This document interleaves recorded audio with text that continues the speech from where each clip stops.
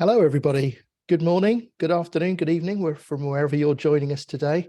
Thank you ever so much for taking the time out of your busy schedules to join us for this really interesting webinar about incorporating data discovery tools into PCI DSS environments for scope validation. I think it'll be a really interesting session this afternoon.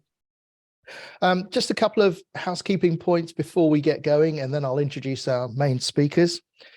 Firstly, we are going to make a recording of this session, and that recording will be shared with all of you afterwards. So if you want to review it and review the slides, you'll certainly be able to do that. The webinar itself will also be made available on demand afterwards, and we'll send you details of how to access it if you'd like to share the webinar and the recording with any of your colleagues. Before we begin, we thought it might be quite interesting actually to pop a poll up onto the screen to find out how you guys are already using data discovery, if you are at all. So the question here with the poll is, do you use data discovery tools to validate all of the scope for your PCI DSS project, some of the scope, or not at all? And I'll just leave that up for a few seconds while you're all voting. So thank you for taking the time to do that. That's great. So it looks like we are seeing that only a small proportion, 14%, are using it for all the scope. Oh, that's just popped up to 16%. Partially, about a third, and a little over half, not at all. So I think for all of you, you'll find this session really interesting today. So if we go to the next slide, please, that would be great. Let me ask our two speakers to introduce themselves. They both have a wealth of experience in this area, and I'm sure we're going to learn a lot from them. Let's kick off with Daniel. Daniel, would you like to introduce yourself first? Thank you very much, Ed. Yes, so I'm Daniel Farr, Dan Farr. I head up the PCI DSS practice globally for Foregenix. For my sins, I've been a QSA for over 14 years and have covered all types of environments, from the smallest merchant that has been compromised that had a shop round the corner from my house, to dealing with the International Air Transport Association, global service providers, banks, those sorts of things. So significant experience across the PCI spectrum, and then 18 years of audit and consulting experience as well. Thank you very much, Dan. That's great. Stephen, would you like to come on camera and introduce yourself? Well, thank you very much, Yad. Hi, everybody. So I'm Steve Cavey, one of the co-founders and chief evangelist here at GroundLabs. I've got over 20 years experience in electronic payments and security. I was, based on my accent that you can all hear, I was one of the first people in Australia to be assessed under the PCI standards. And before it was PCI, when it was the Visa and MasterCard standards, I was also assessed under those too. So I've been doing it for a little while. And I've been particularly focused on data discovery for the last 15 or so years since we founded GroundLabs. And some of our biggest fans as we've grown GroundLabs into a global vendor have been the PCI QSA community. And we're very proud to consider Foregenix one of our dearest partners. And so it's a real pleasure to be here today. Thank you. Thank you, Stephen. So if we go to the next slide, just go on to cover the main topics for discussion for today. And ask you if you have any questions as we're going through the session today on any of these topics, to pop them into the Q&A section in the Zoom toolbar. If you pop them up there, we will pick them up and have a Q&A session at the end. So I'll ask those questions on your behalf when we get to the end of the session. So these are the topics we're going to cover. The introduction this year of PCI DSS version 4 of the standard and some of the changes that brings. How we handle scope validation, because that's going to be a very important element of version 4 going forward, and the increased frequency in which that scope validation is going to need to happen. Then we'll talk a bit more about data discovery and the value of data discovery in the organization, strategies for its execution, and what data discovery tools and reports should be able to tell you as an organization and as a business. We'll talk about satisfying different compliance requirements. And we'll also talk about something called a data risk assessment service at the very end. So without any more to do, let me hand straight over to Daniel and ask you, Dan, to kick off. Perfect. Thank you very much, Ed. Yeah, so I guess PCI DSS version 4, eagerly anticipated in terms of its release. It'd been a while since 3.2.1 had been published.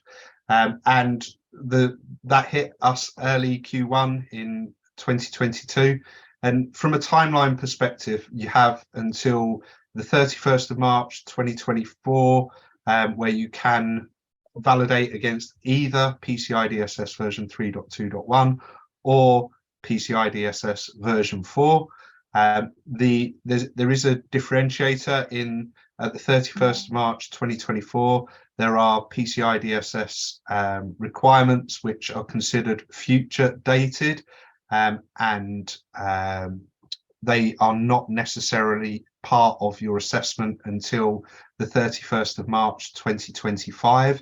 That's when the future dated requirements become fully effective within your assessment period. So we are well on that journey now in terms of moving forwards to PCI DSS version 4. And a key part of that is the scope validation requirement. So in order to understand the difference, I think what's changed. So PCI DSS version 3.1 made scope validation the assessor's responsibility to document as part of the executive summary of the ROC template, and wasn't necessarily an area where organizations were specifically required to demonstrate what they had done.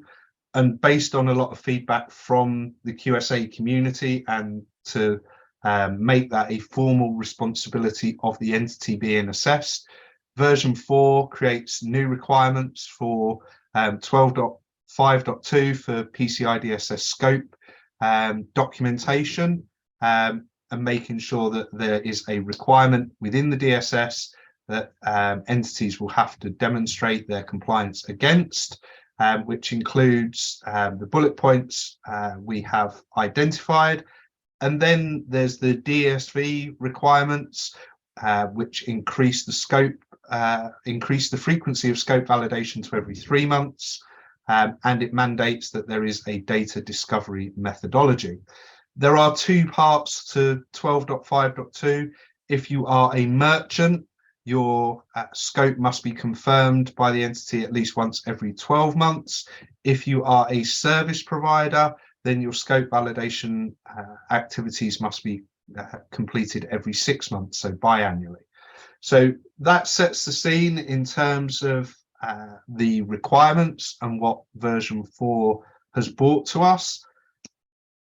When we look at scope validation and what is required, I think anybody that's been through a PCI DSS assessment will be acutely aware that obviously network diagrams are a specific PCI DSS requirement, data flow diagrams exactly the same, asset inventory and the data retention policies and procedures are all PCI DSS requirements right now.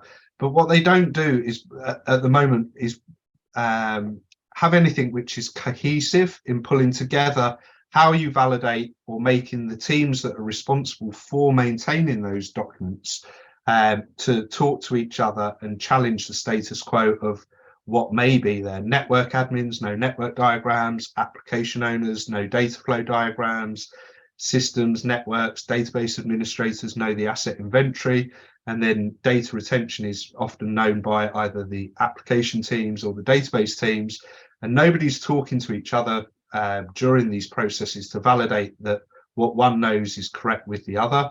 And that's where I think that scope validation comes in.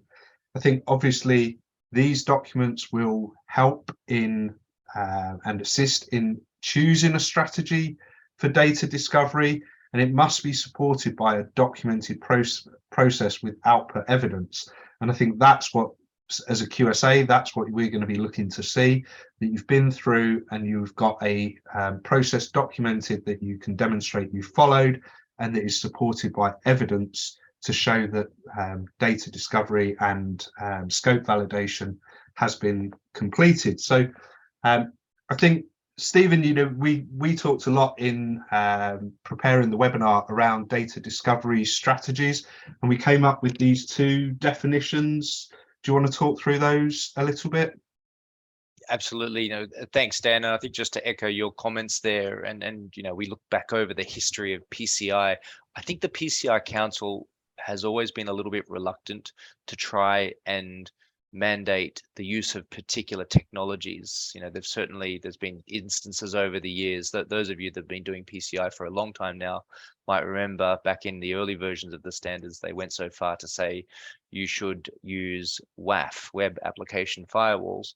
And then suddenly there were web application firewall vendors that popped up everywhere, and suddenly everyone had a web application firewall because the PCI standard said you should. And over the years, the council's been very cautious about trying to state technology, but the reality is that I think about GroundLabs in the early years of PCI.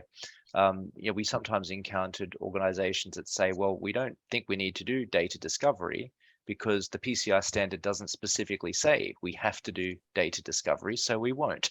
And then you speak to a QSA that knows what they're doing and they've seen it all and heard it all. And usually it's their advice that would come forward and say, well, okay, if you don't do data discovery, how else are you going to validate that you do or do not have cardholder data being stored in your environment? And so I guess this comes back to this slide. Traditionally, the organizations that have never done data discovery would typically fall into the first category of validating scope, which is what we would call a manual strategy. The way traditionally a manual strategy was done is to go around the organization and ask the business, are we storing cardholder data? Where are we storing cardholder data? What are we doing with it? Where is it ending up? And through that probing, they would then develop effectively a data mapping diagram from these manual sources. And from that, we would then make some critical decisions about what controls to put in place around that very important, very critical data. And unfortunately, this very much explains why over the years, you've had these organizations that have suffered a major data breach, and yet they claimed that they were PCI compliant. And you can often point back to the simple approach that says, well, how did they validate their scope? How did they confirm whether they were or were not storing cardholder data? And it often points back to the fact that they did a manual strategy, or what we sometimes call an assumptions-based strategy. You ask the business, you get a set of answers back, but it's very much based on what the business assumes is being done. And it may not actually be based on what's really happening. Not necessarily that people are telling fibs or anything, but it could be that there were processes that were implemented many, many years ago that are still happening today, but are very much off the radar. And so this is where, as we now get to version 4 of the standard, we're now seeing very clearly stated in the standard itself, in the guidance section, that a data discovery methodology is a crucial part of how you can validate scope, because it can create evidence to prove or disprove whether there is or isn't any cardholder data within the environment. And so this is effectively the way the standard's now pushing for, and those that have been doing PCI for quite a long time, and certainly all the QSAs that we're good friends with are recommending, is that if you truly want to know whether you do or don't have cardholder data, you need the evidence to back it up, not just in the areas where you do expect data to exist, but equally so in areas where you don't expect data to exist. We could talk all night and all day about stories, but in one instance, there was a telco organization that one of our partners worked with, and there was a section of their network that the IT team effectively said, don't waste any time looking there. There's no cardholder data stored around there. There's no other personal data stored around there. And the QSA insisted that there needs to be evidence to prove or disprove that. And in the end, they found over 100 million pieces of personal information, which included cardholder data being stored in the clear on a set of systems that the organization believed were clean. And that's often the reason why, again, we see data breaches happen, is because there's been a lot of assumptions made in the past about where data is and is not. And this is why having a data discovery methodology that creates evidence is becoming a critical path forward, not just for PCI, but for other initiatives involving data and data security, to make sure that we do actually know where we need to put the controls, and to make sure that the controls we have in place are protecting all of the data that we know to be in existence. So I think it's an important point, Dan. It's definitely, it's taken 15 years, but we're finally at the point now where the standard is being very, very clear on really how you need to go about approaching this and getting the right evidence. Absolutely, yeah. I think if we move on and look at the value of data discovery tools, I think confirm the assumptions within the organization, which is exactly what you've just been talking about. You know, the assumptions are often the part that is the weak link in the chain. You cannot protect what you do not know. And obviously, from a security controls and policy perspective, your policies will mandate that controls are applied on assets by definition of the data or the criticality to the organization. But quite often what you don't know is, you know, a application writes files to a specific location. You know, when we talk about data breaches, quite often what you'll find, and, you know, as a QSA that is a forensics house as well, is that it's not the large data stores, the bits that the organization knew about, that is the cause of the data breach. It's the fact that there was data where you didn't know within the organization, or systems that connect to the cardholder data environment, or your more sensitive systems within the organization that have data stored on them that aren't being protected to the level that your policies, your controls require. So it's not that things are deliberately ignored, it's that they're overlooked. And I think that hits core to that assumptions-based scope validation part that we talked about before, is that you're relying on the knowledge of people within the business. And one of the things that PCI version 4 actually picks up on now is that where there's significant changes of personnel within the business and responsibilities within the business, that scope validation is again performed at that time, to make sure that, you know, there's handover of knowledge and controls within the organization.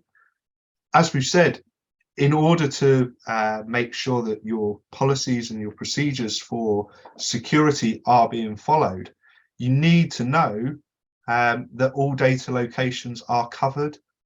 And to me, the only way that you can do that is by using that yes or no approach. We've gone through and we have actually validated, and you can provide me as the QSA with evidence to show that that is done within your organization.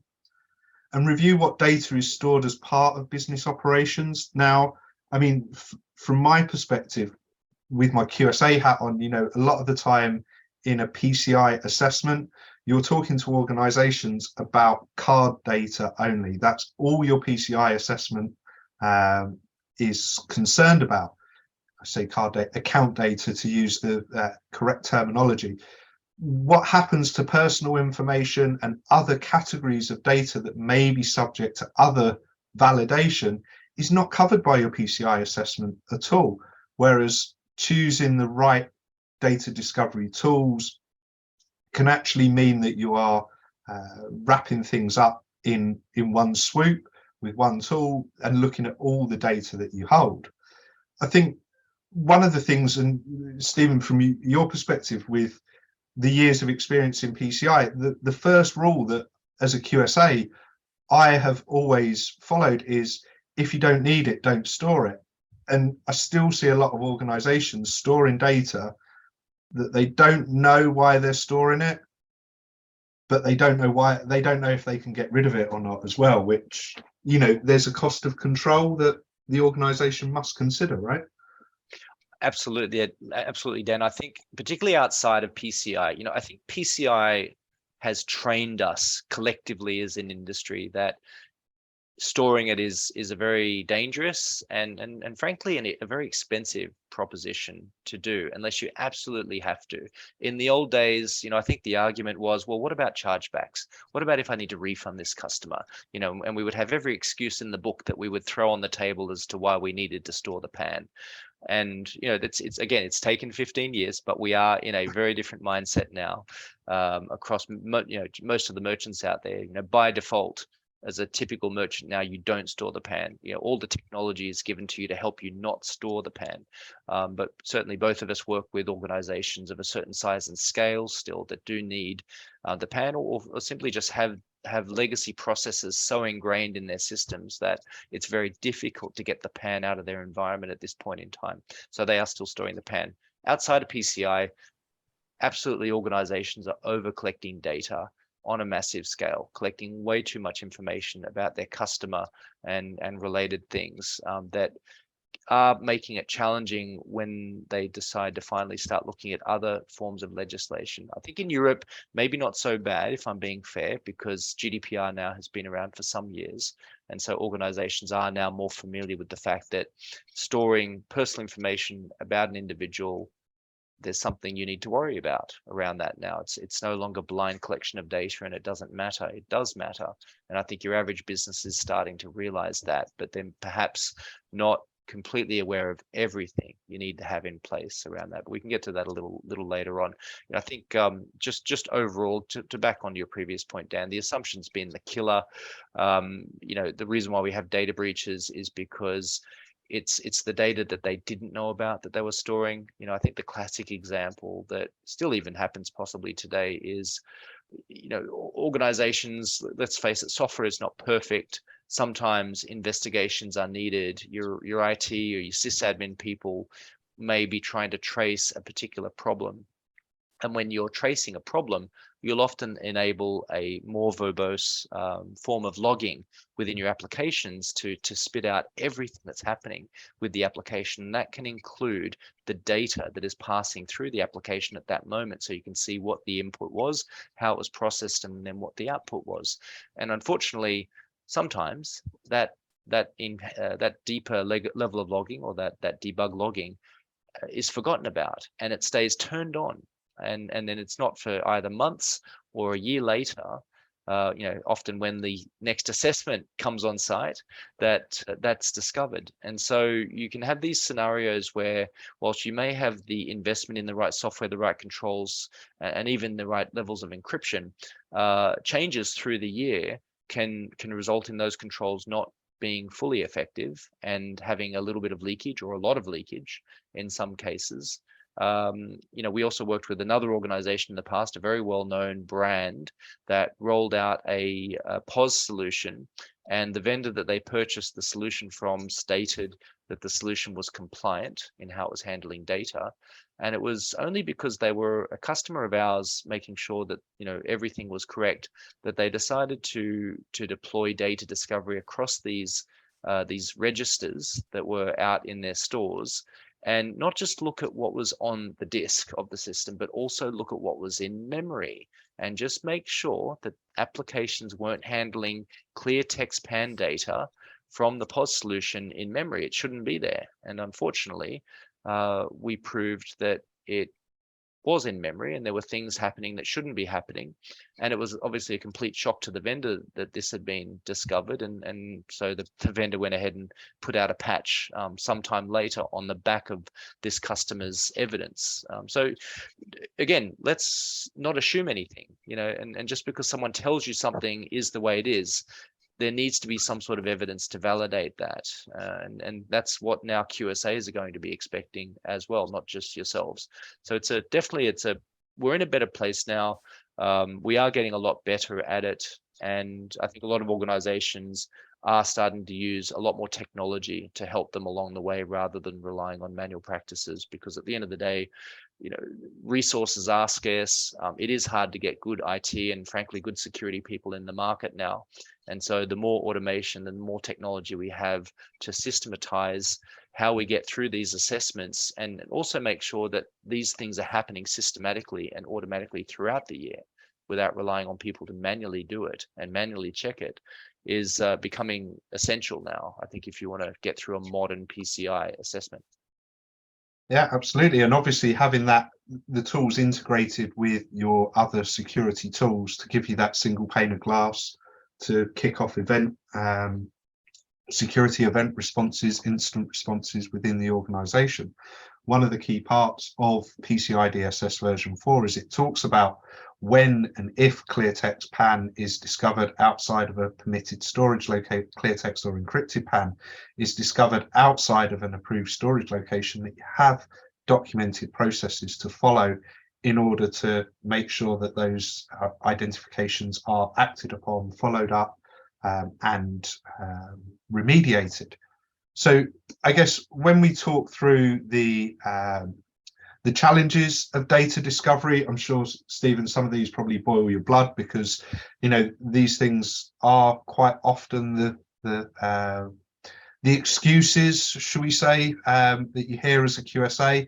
And I think we won't dwell so long on these, but stakeholders or system owner understanding of what the data discovery tools are there for, that assumptions based, we know what data the application uses, we know where it stores it, we know our application, are all things that you hear.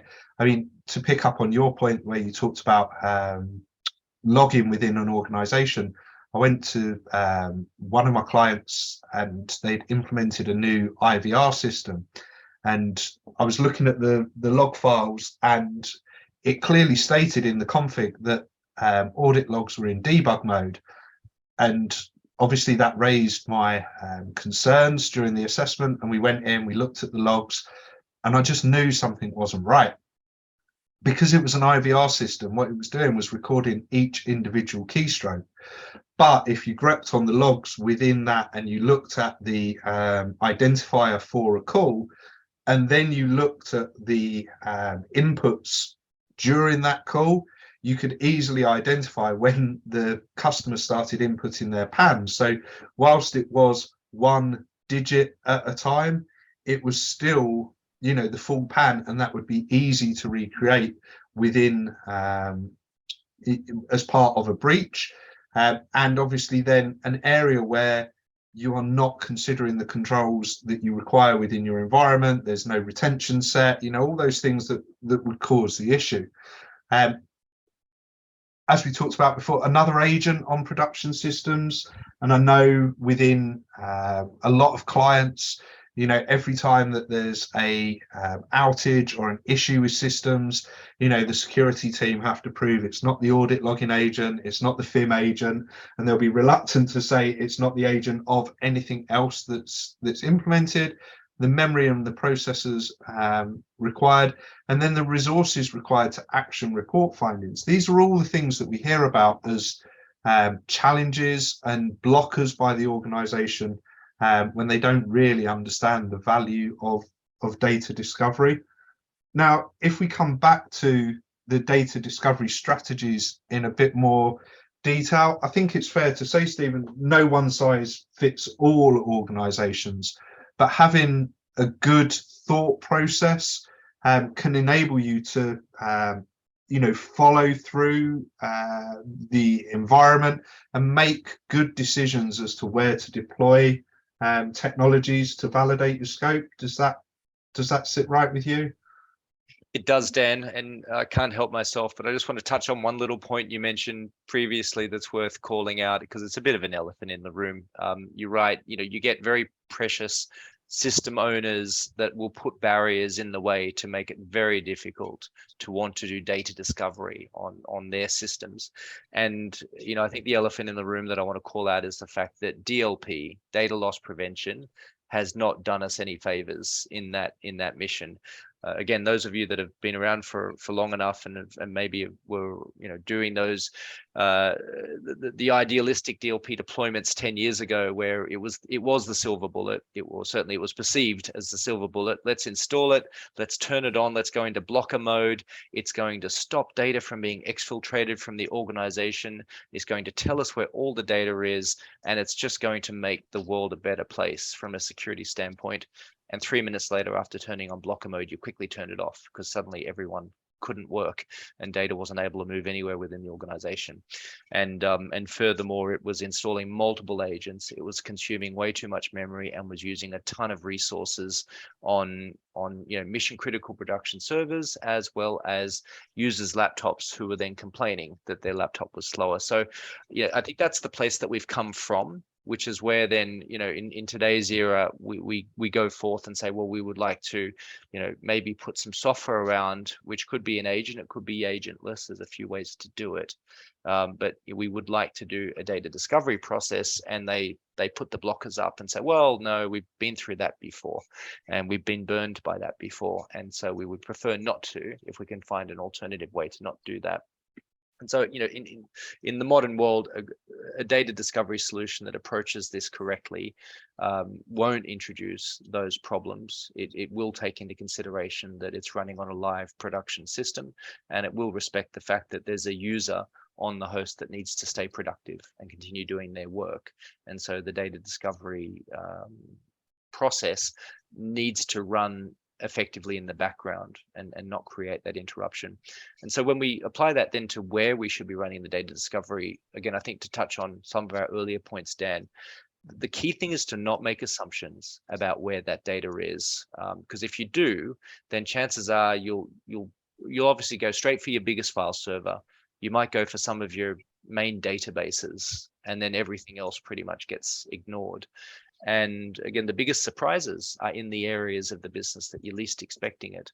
And so it's important to incorporate both unstructured and structured data sources. So unstructured are files, and files in every form, whether it's on a file server, whether it's on an endpoint, whether they're attachments in emails or the body of the emails themselves.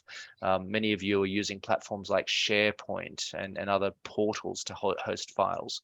And then, to take that further, we then talk about the structured data locations. So not just the database where we think the data is going to be, but other data stores. You take a classic is a CRM system. There may very well be encryption on particular parts of either your database or in your CRM to capture particular fields of information securely. But what about the free text fields, like the comments field and things like that, where, it's supposed to be for the operator just to type in a note about something.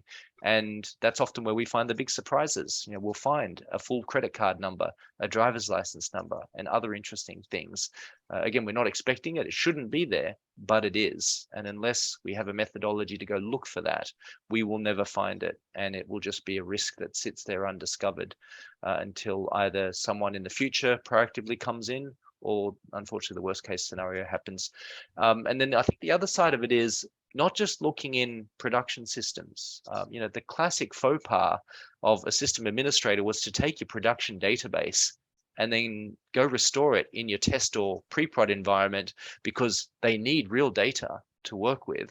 Unfortunately, that real data would stay real data, but just sitting in a test environment, which has nowhere near the level of security controls that the production environment has. And so now we've just got a secondary form of a data breach waiting to happen. We worked with an organization, a very large e-commerce retailer in the US, and they found a backup of their main Oracle database sitting on a system administrator's laptop.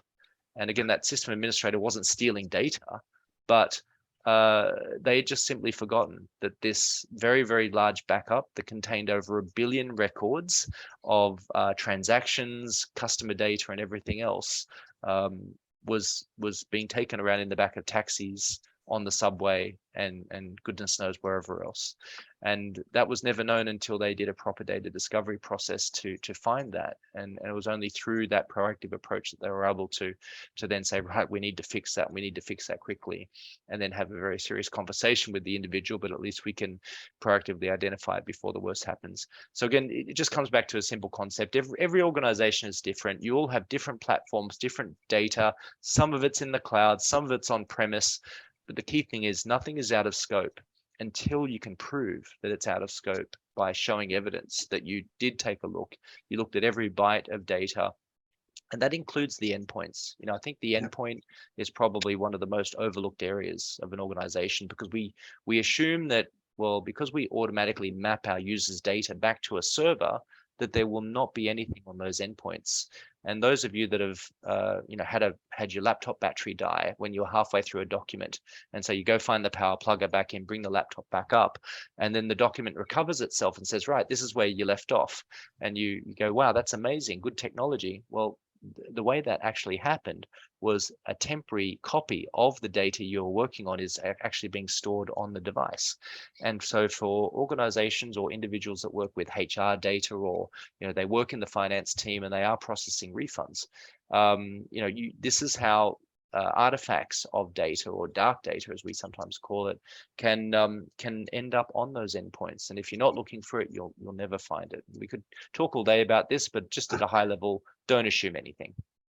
And obviously then for retail environments as well, we talked already about where you'd seen good use cases for data discovery tools. And obviously in a large disparate environment, installing the agent on every single endpoint can be a difficult task, but it doesn't preclude you from having a strategy of how to deal with that. So using the test retail store and workstations used by those who have access to cardholder data. I mean, that workstations part, absolutely right. Whether that's sysadmins or users supporting retail operations, obviously PCI DSS version 4 introduces the blocking of copy and paste through remote sessions where users have access to cardholder data. And again, one of the methods by which you can demonstrate compliance with that requirement to the QSA will be by using data discovery tools on workstations and laptops that aren't necessarily considered part of your PCI DSS assessment scope. Obviously, we talked about the pre-production environments, and obviously, as you said, there were a number of use cases for validating pre-production environments outside of the area that I want to talk about, but building confidence in use of agents and data discovery tools.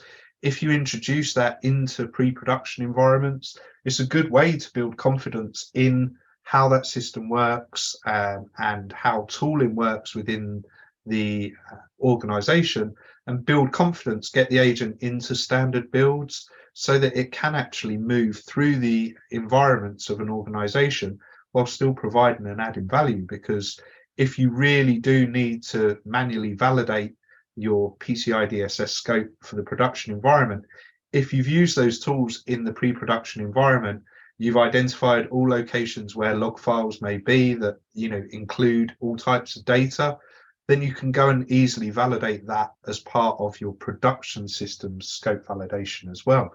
So it's not a aimless recommendation. It can actually add value whilst considering a longer term strategy for having data discovery within the production environment. Obviously, all of these controls require an output and the document of lessons learned and the false positives, and updating the key scoping documents to make sure your PCI DSS scope verification can happen. I guess Stephen, from your point, data discovery reports, what they should tell you and the value that they can bring to you as an organization, because there's obviously like executive level information as well as then the detailed, this is where your problem is type of information as well. Yeah, you're right, Dan. I mean, I think to put it simply, you need both the 50,000 foot view and the 5 foot view of the data, or even the 5 millimeter view of the data. You do need to be able to not only see a list of where we believe the data is, but then have the ability to say, right, well, I need some sort of rapid proof so I can qualify in or qualify out. Because if you're looking across terabytes or petabytes of data, you may very well have quite a number of findings to work through. And so you don't want to, for example, if we said, well, there's an Excel spreadsheet on this server in this folder at this site, 100 miles away, you need the ability to basically look at a report that says, I can convince you right here and now that this looks real, as opposed to you having to go find that file, spend 5 minutes in the process just to open that one file up and go, oh yeah, okay, that does look real.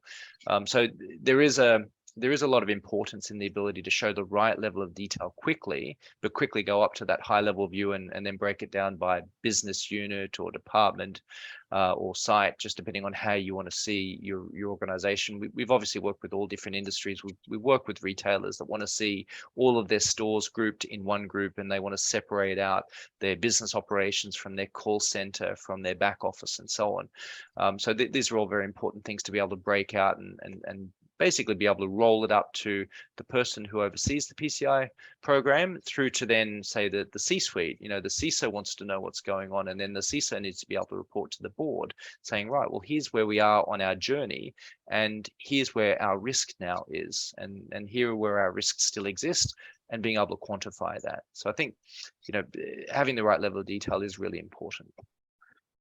So I guess the last slide was around satisfying compliance requirements. Now, most of the people on the call will know about the relevant data protection or personal information, PCI, all of the different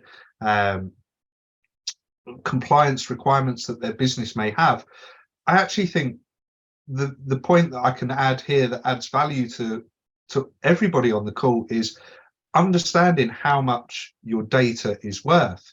We always used to see those slides and that information within the PCI environment that said, if you've got track 2 data with PIN, it's worth $50 a card. If you've got PAN and CV2, it's $25 a card. If you've just got PAN, it's what you don't actually realize, and what a lot don't, is that your personal information has a value now. And so where you're talking about you mentioned before that backup of the Oracle database that had millions or billions, I can't remember what you said, entries of personal information within it. If you were to say that each item of that information had a value of 50 cents, that's an awfully valuable piece of information on low-hanging fruit where somebody could compromise it quite easily. And I think that's the part for organizations to understand when we talk about data that's held, is how much your data is worth. We work and have worked within the loyalty industry, which, the loyalty industry has that one side where there's the loyalty credit card and then the loyalty platform. The loyalty credit card is subject to PCI DSS. The loyalty platform is subject to GDPR, but there's no formal validation, and actually what they're seeing now is that the organized crime are recognizing that PCI DSS is having a positive impact on security and how organizations secure their data.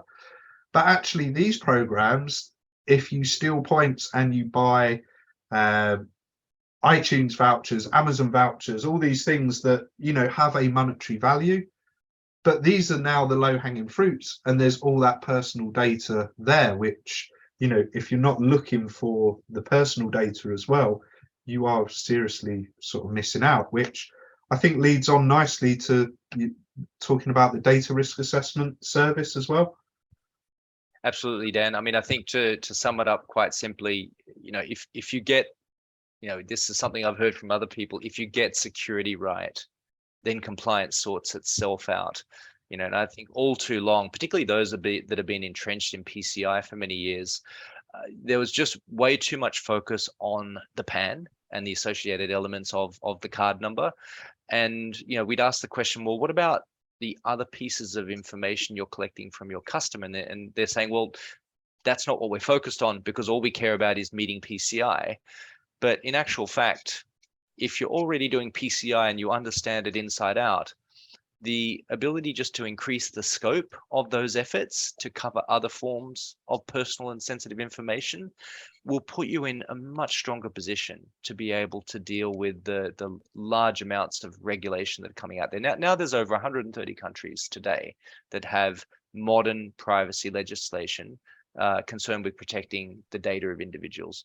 And I think the biggest step to understanding how you sit is to start to do some sort of a sample using a data discovery tool. And so, to the slide you've just put up on screen, that's exactly what we would like to give everybody here is the ability to take a chance and allow us to show you a free risk assessment where you can choose a system. We'll scan some data with you under your supervision, and let's see what the results look like. We can decide on the scope. We can choose an unstructured location or a structured location. We could choose some email boxes. We could choose a database. We could choose a file server. Whatever is initially of interest to you, and just use that as the opportunity to help you create some evidence, because often a lot of security professionals we work with, the struggle for them is the justification. They need something to spark some interest in the idea and basically say, look, we have a hidden risk. We can't see it, but there is a hidden risk, and having evidence to prove that hidden risk actually exists will bode really well when you then start talking about wanting to take action to address that risk. And so that's exactly what we're doing here, is providing the ability to do a free data risk assessment, and we'll help you uncover some risk and create some evidence on the back of that so that you can take the idea forward and look to go further. Cool, thanks. Okay, Daniel, Stephen, thank you very much for some fantastic insight there. I think there's been some really useful and actionable information that you provided today. While you've been talking, there have been actually quite a number of questions come in through the chat. So in the short amount of time we've got, I'm going to fire them at you very quickly and ask you to be as brief as you can with your answers so we can get through as many of these as possible. Some of them are more broader about the topic. Some of them are more specific about the technology used. So Dan, maybe I could ask this first one of you. How does data discovery fit into a broader data management strategy? Well, I think it's that part of it's a technology-based approach in that it's telling you where data is within your organization and validating that for you so you can make informed decisions about the controls you apply to the locations that are storing cardholder data or storing any kind of data. Because obviously with storage of data, there's a cost of control. The type of data that you store, if you store card data, all the PCI DSS controls apply, that has a cost impact. If you store, for example, say just a name and address, there is a cost to that, but not as significant as storing cardholder data. Thanks, Dan. Stephen, anything to add? Just that data is exploding. We are storing more and more and more of it, and it's getting more complex. And so how do you tell the difference between the data that is regulated and is highly sensitive versus data that doesn't require the same level of control? And I think this is where data management has become a very important and hot topic within organizations, to try and figure out how do we manage the sheer volume of data that's being created every day. Data discovery is a critical pillar that sits underneath that to help you figure out what is important and what is not so important, and then what controls you need to put in place. Thank you. That's great. So there are a few questions here that ask specifics about the technology. So Steve, I'll ask these of you first. Do you cover discovery on Linux? Yes. Windows, Linux, FreeBSD, Mac, Solaris, AIX, HPUX. Lovely. Thank you. The next one is a subject access request something that's covered by GroundLabs? Yes, there's the ability to build custom patterns in the tool. There's different ways of going about it depending on how you think about subject access requests. But there is the ability to just look for more than just simple patterns of personal data. There's around 300 patterns of personal data from 50 countries out of the box. And most of our customers now, given the level of regulation that's out there, are starting to make a lot more use of the custom pattern creation ability, coupled with the API that is built into the platform as well. Thank you. One more here on the product. Is it possible to discover duplicate content, in brackets, ROT data, redundant, obsolete, trivial data, and report it back? Yes, in some different ways. Yes, ROT data in particular is something that our customers are now doing. It's also partially achieved in the post-processing of how we represent the data to you, and how you can then filter out the data and say, right, I want to see data older than X, for example, because we need to start removing data that goes beyond a certain point. Thank you. Dan, anything to add on any of those? No, I mean, obviously, rot data is a massive issue in the cost of control and impacting costs for organizations, because where there's redundant data, where you're storing multiple copies of it, you still need to secure it, or it's that low-hanging fruit, as we've talked about, within the organization. Okay, Yeah. thank you. Yeah, sorry, if I can just add one more thing, just on the back of that same topic, there is then the ability to remediate. So, I think that's a critical thing we haven't really touched on at all, but it's not just about discovering the data. What do you do next? Well, there's a cleanup effort that's involved. In more than 50% of the cases that we've certainly seen, the best decision in many cases is to simply delete the data. On the back of what we said earlier, we are over collecting data. There is too much data that we've stored. And so one of the best places to do is to bring it back, which is why the word data minimization is becoming a lot more common and popular out there when people are thinking about this topic. And so there is a number of remediation features built into the GroundLabs platform that you can use to help solve that. Thank you, Steve. That's an important point. Dan, I'll address this one to you first. Slightly longer question. The question is, the attendee has been on the PCI DSS journey for several years with Foregenix, and they're audited to PCI DSS level 1, not because they hold account card data, but because they have customers that use their systems that may or may not include this data as part of their processing.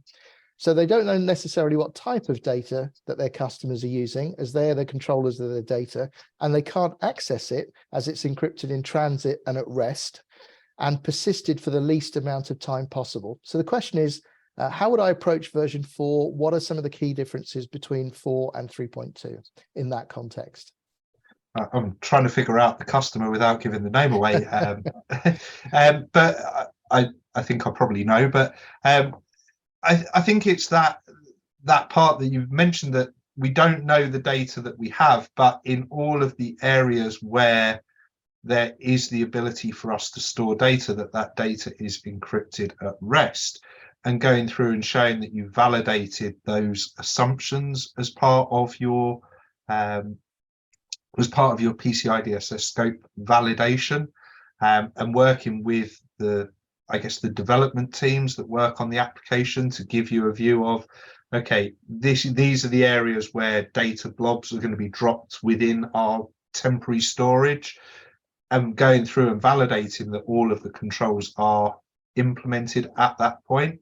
Because obviously the part that you mentioned is that all of the data is encrypted. There is the potential, again, as Stephen mentioned before, the ability to do data discovery in memory is something that you could consider, but it would be part of the strategy to look at that. Does that make sense? Yes, absolutely. Stephen, anything to add?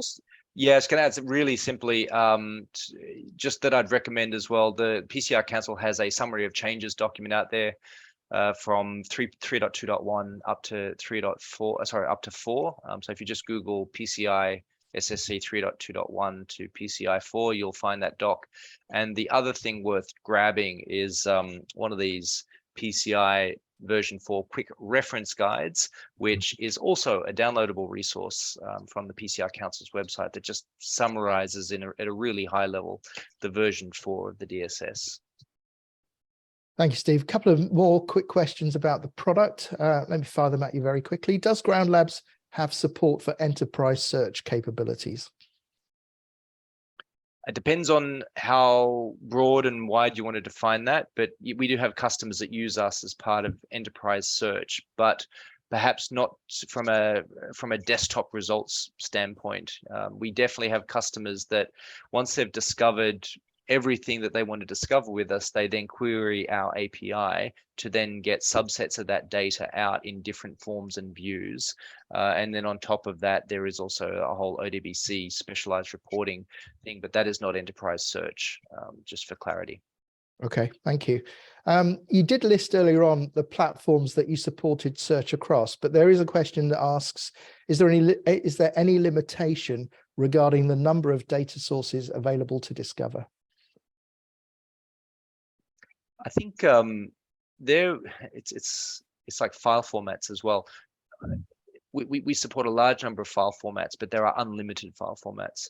We support a large number of data sources, but there are continually more and more and more data sources out there. We will never be able to connect to every single possible data source that ever comes into existence, but we do have a very broad range of support, and we have all of our documentation up on the GroundLabs website, docs.groundlabs.com, if you're curious, where we talk about data sources. But we support structured and unstructured data sources. We support all the operating systems natively. We have an agent for each of those operating systems I mentioned earlier. We have an agentless approach to do remote scanning. We can scan, I think, over 15 major enterprise database platforms, a variety of cloud platforms, as well as interesting things like SharePoint, on-prem and cloud, like Salesforce, SaaS platforms, like Azure Blobs Tables Queues, Amazon S3, and other interesting places. What we try and do is we try and cover the majority of where enterprises typically store data. I think the most popular one is Office 365. People use us to scan their entire domain, look inside every mailbox, every email, every attachment, and then the same goes for Google. So again, depends on the scenario, but we really do try to cover a broad range of the most common locations where enterprise store data.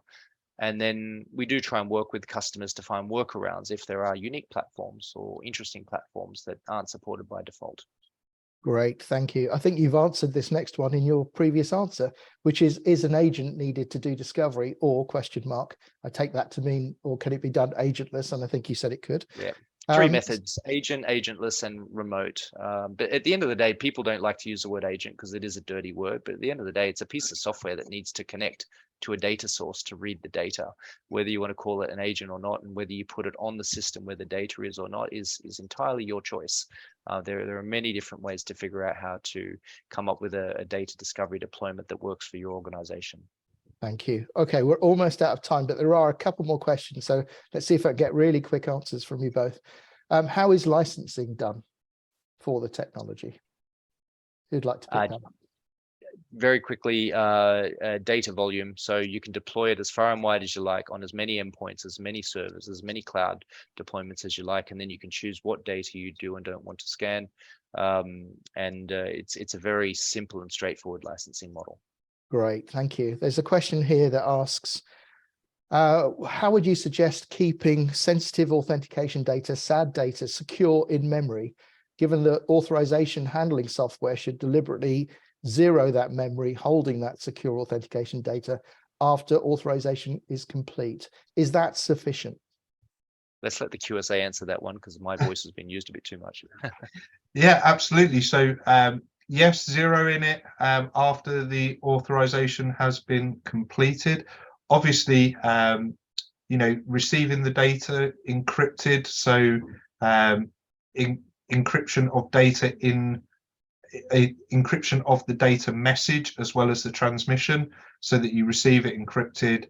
You, for example, use a HSM to decrypt the data and pass it back, and then after the authorization, either zero, you force the garbage collector to run on the memory, and obviously bouncing systems on a frequent basis as well to make sure that memory is cleared. Great. And final one, Dan, I'll send this to you first. Does storing a fake credit card PAN in a config file used for live testing be a fault? So I think that means, can you distinguish test data as well as production data? Yeah, well, card data is subject to mod 10, and you can check bin ranges and those sorts of things. So it is something that you can spot fairly well. I guess you would need to demonstrate to your QSA that is in fact a dummy card number, and be wary that the the address range used for cards is owned by the card scheme. So depending on the scheme, the first number normally dictates which scheme it belongs to, but they own those ranges and they can issue additional ranges at any point in time. So it may not always be a dummy card number. So I'm not sure it is the best idea, but you need to, you know, discuss with your QSA your use cases and then how you can validate that on a annual or 6 monthly basis, right? But okay, that's great. Thank you, Dan. Thank you, Steve, for all the insights and for answering all those questions. On the final slide, just want to say to everybody, thank you ever so much for taking time out of your day to join us. I hope you found the session useful. As we said at the beginning, a recording of this session will be made available afterwards, and we'll send you details of how to access that. If you have any further questions, Dan and Steve's email addresses are on the screen. You're very welcome to contact them. They both told me they'd be happy to receive any further questions that they get. So it just remains for me to say thanks again for spending your time with us this afternoon. Hope you found it useful. Thank you, everybody. Thank you. thanks, everyone. Thanks.